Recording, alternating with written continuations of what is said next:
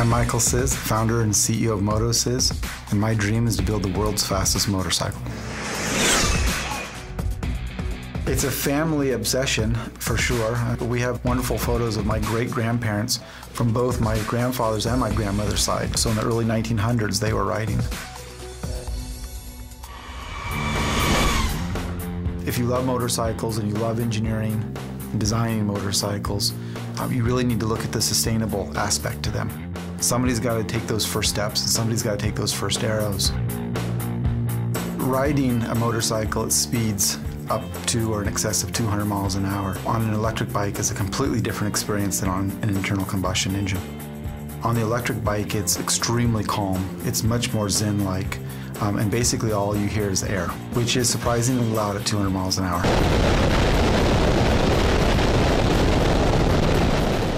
Basically every year we need to create a new motorcycle that's better and faster than the previous year.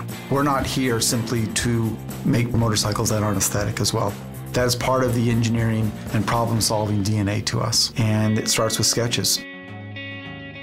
Michael comes to us with these beautiful sketches of his visions of how it should work and look, the colors, the shapes, and we've got to take that and add in all of the aerodynamics and mechanical forces that we then have to deal with on a bike.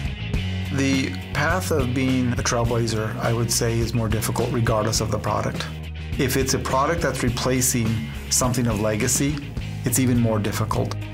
It's not like we can call the company that's been making pistons for 100 years and they can help us with the formulation of raw material and the methodology and the heat treating and all the small refinements that they've done over the last 50 years and ask them, how can we apply that to batteries? It doesn't apply. At that point, there's a heavy burden on the software, SolidWorks in our case. It's still important to have some craftsmanship, some handwork. That's part of the process. To me, that's the real art. That's really what we're striving to do, is to keep the hand part engaged, but make it transparent to the overall CAD process.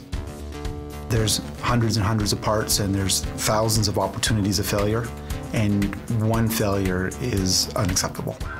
We have a bit of an audacity. We dream big, think big, and want to take the big step. You need the tools of the powerful modeling programs like SolidWorks to do that.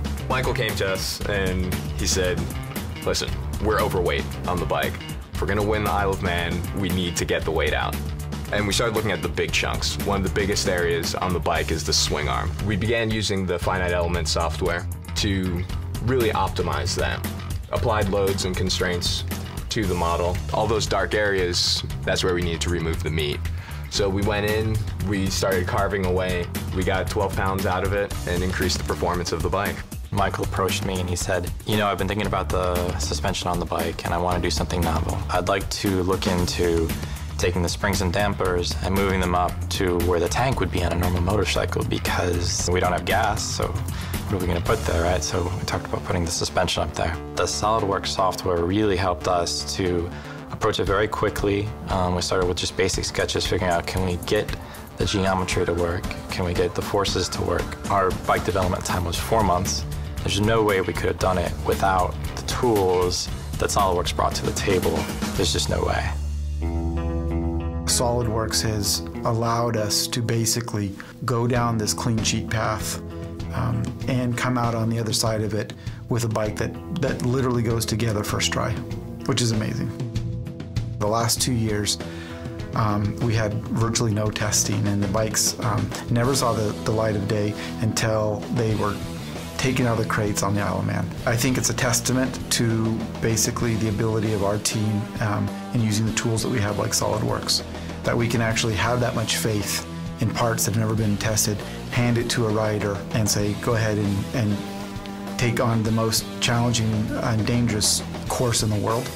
Last year we won the Isle of Man for the second time, and before MOTOCZYSZ won the Isle of Man, the last American bike to win at the Isle of Man was an Indian in 1911.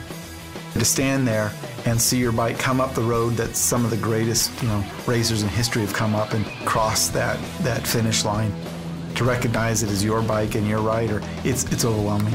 It's not to the same degree of having a birth, but it's really close.